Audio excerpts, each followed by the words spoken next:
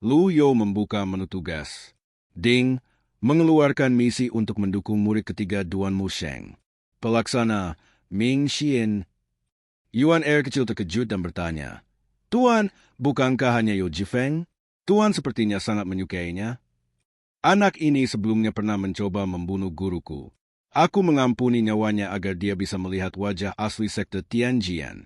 Jika dia bisa tumbuh dewasa, dia akan sangat membantu dalam menghadapi sekte Tianjian.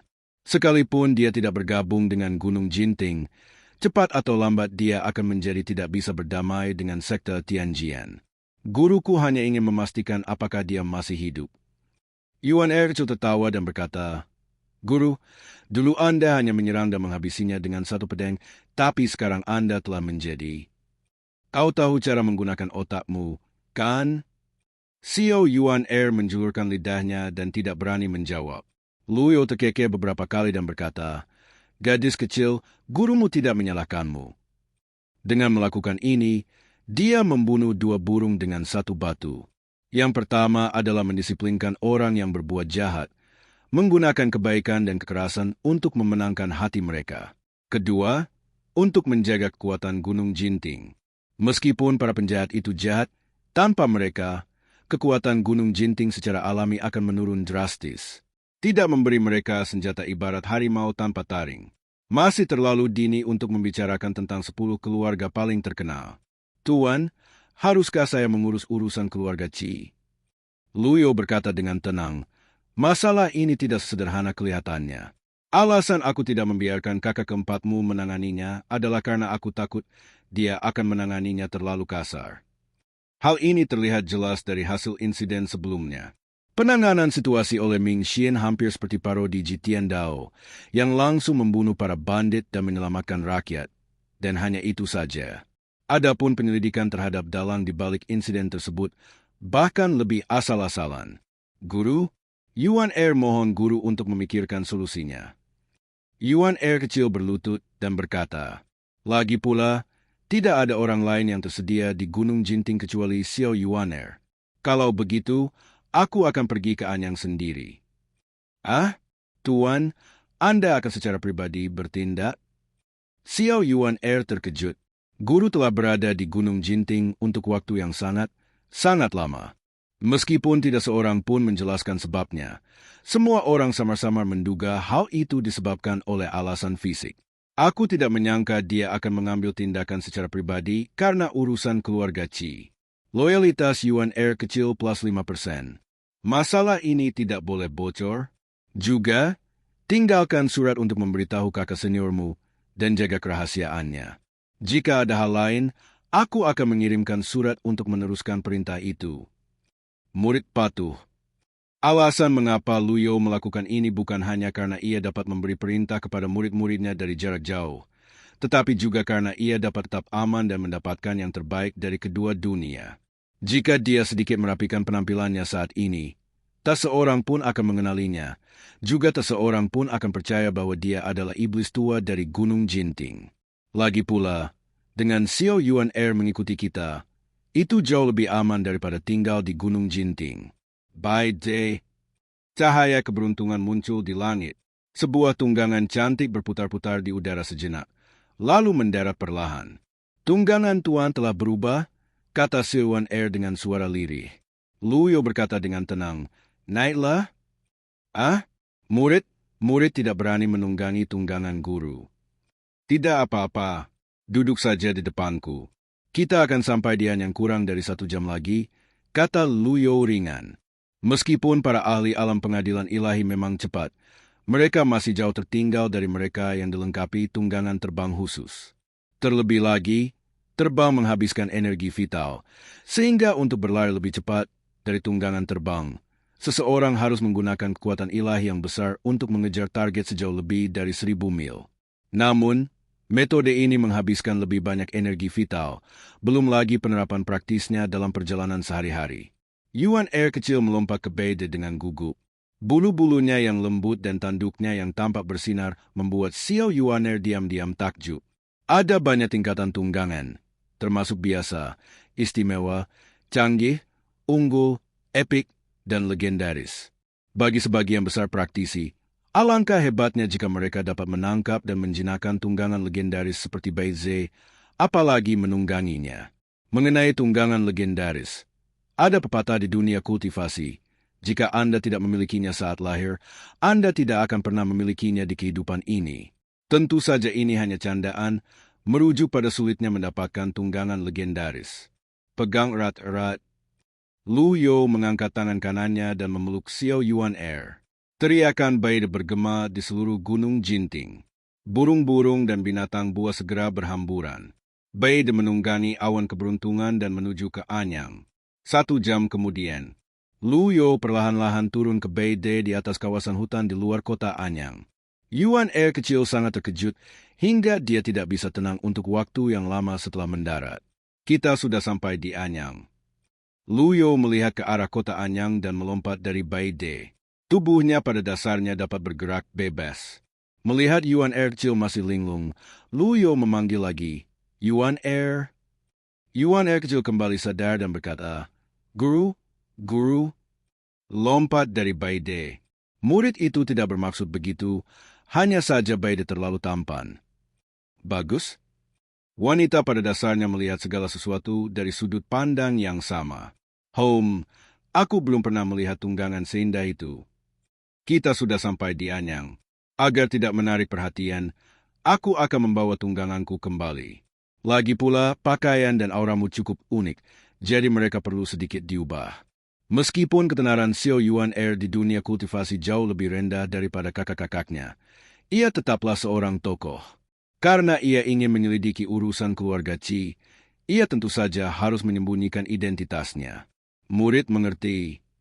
Xiao Yuan Air mengikuti contoh gurunya dan menahan napasnya. Kedua pria itu berjalan maju dan berganti pakaian biasa di rumah seorang petani di pinggiran kota. Setelah berdandan, keduanya tampak lebih seperti kakek dan cucu yang pergi ke kota. Hehe, Tuan, Anda lebih mirip petani sekarang. Xiao Yuan Air menutup mulutnya dan tertawa. Tidak masalah. Lu Yo melambaikan tangannya dan berkata, mulai sekarang, kau dan aku akan saling memanggil sebagai kakek dan cucu. Murid mengerti. Guru. Yuan Air kecil merasa tidak nyaman ketika dia tiba-tiba mengubah panggilannya untuk memanggilnya kakek.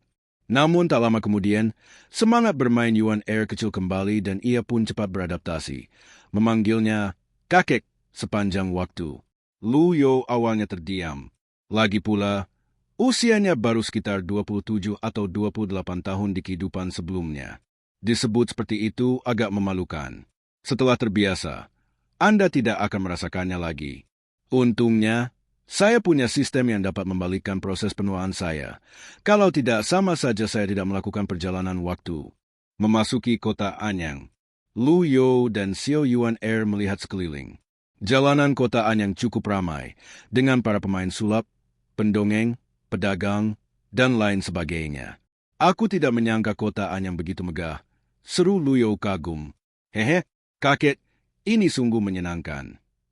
Yuan Air kecil melompat ke kiri, lalu ke kanan. Saya mengambil seuntai permen hau secara acak. Hei, gadis kecil, ambil permen hau manisanku. Penjual permen hau manisan itu bergegas menghampiri. Yuan Air kecil memamerkan taringnya dan mengancam. Enyahlah, ini berkatmu aku bisa memakan makananmu. Kalau kau berteriak lagi, aku akan merobek mulutmu. Pedagang kecil itu benar-benar ketakutan. Ia belum pernah melihat gadis seganas itu sebelumnya. Yuan Air? Kakek? Yuan Air kecil tiba-tiba menjadi pemalu dan berubah menjadi gadis baik dalam hitungan detik. Beri aku uang. Kakek, dia galak banget. Aku menuruti kakek dan gak memukulnya. Yuan Air kecil cemberut, seolah-olah dia disakiti.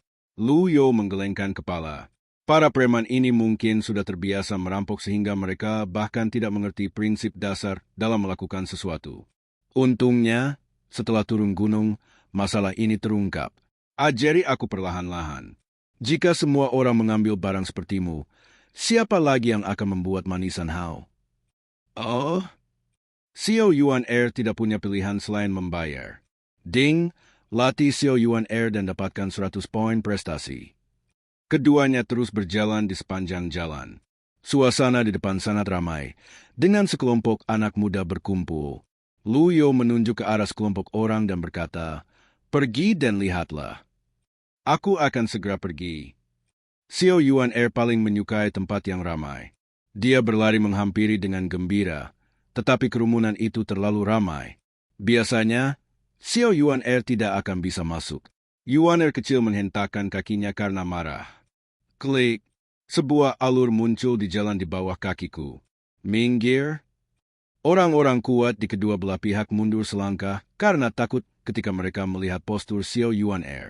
Dia ahli dalam mengolah tubuh.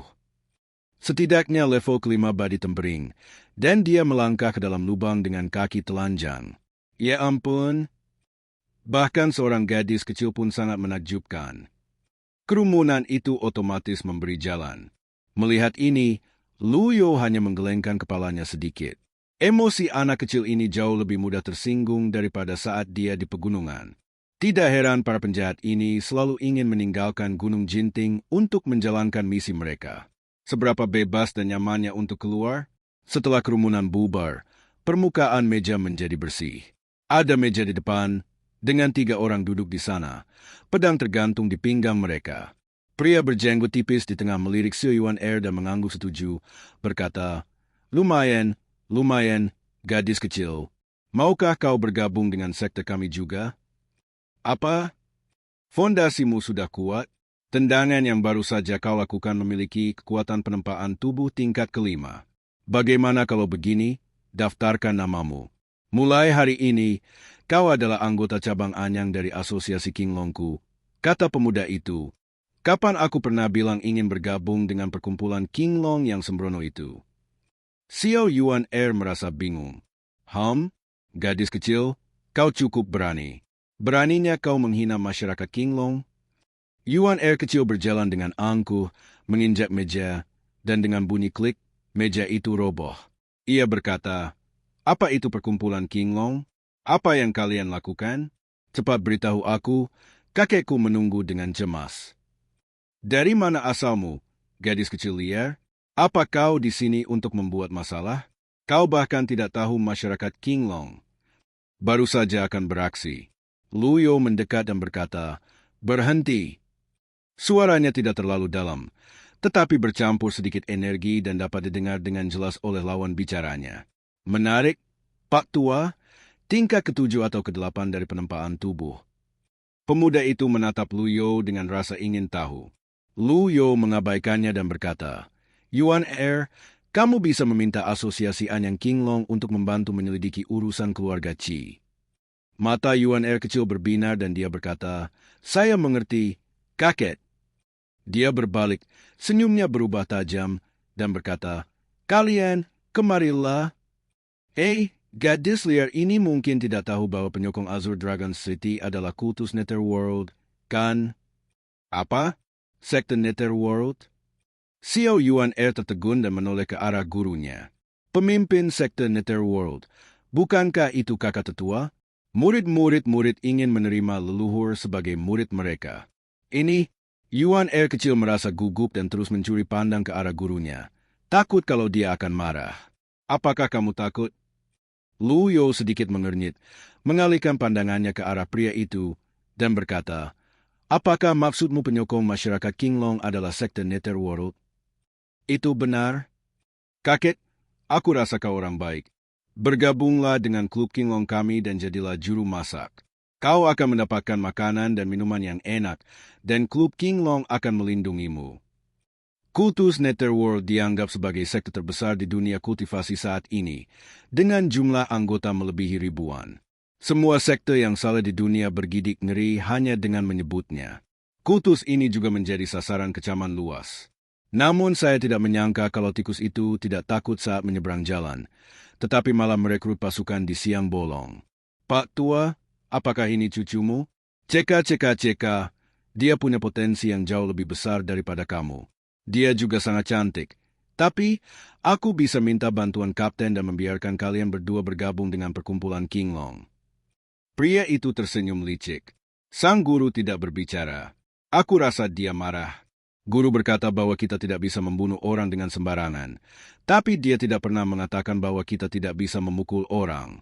Xiao Yuan menghindar, mengangkat kakinya yang panjang, dan menendang pria itu dengan senyum licik, tidak ada seperti bayangan. Seluruh orang itu terlempar seperti bola. Seteguk darah muncrat ke langit, dan kekuatan itu menembus dadanya, menghancurkan 3 kios, lalu meluncur mundur sekitar 10 meter di tanah sebelum berhenti. Satu tendangan dan dia berada di ambang kematian.